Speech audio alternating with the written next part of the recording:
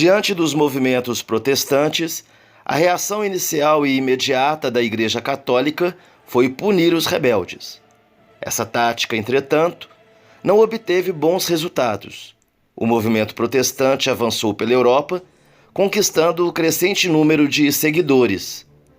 Diante disso, ganhou força um amplo movimento de moralização do clero e de reorganização das estruturas administrativas da Igreja Católica, que ficou conhecido como Reforma Católica ou Contra-Reforma.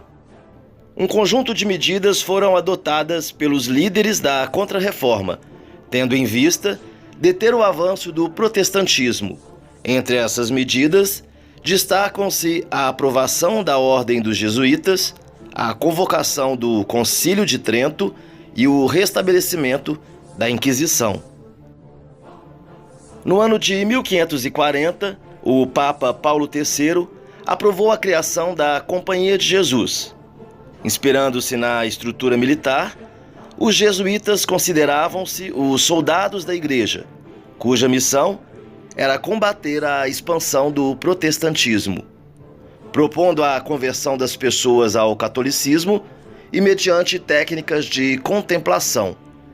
A criação de escolas religiosas também foi um dos instrumentos da estratégia dos jesuítas. Outra arma utilizada foi a catequese dos não-cristãos, com os jesuítas empenhando-se em converter ao catolicismo os povos dos continentes recém-descobertos.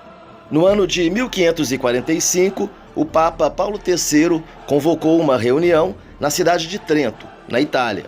Ao final de longos anos de trabalho, terminados em 1563, o concílio apresentou um conjunto de decisões destinadas a garantir a unidade da fé católica e a disciplina eclesiástica. Reagindo às ideias protestantes, o Concílio de Trento reafirmou diversos pontos da doutrina católica, como, por exemplo, a salvação humana depende da fé e das boas obras humanas. Rejeitava-se, portanto, a doutrina da predestinação.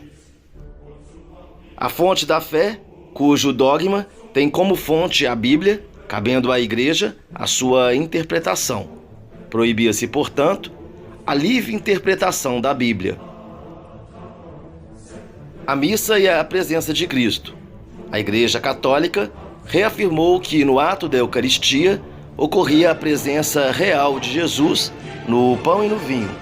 Essa presença real de Cristo era rejeitada pelos protestantes.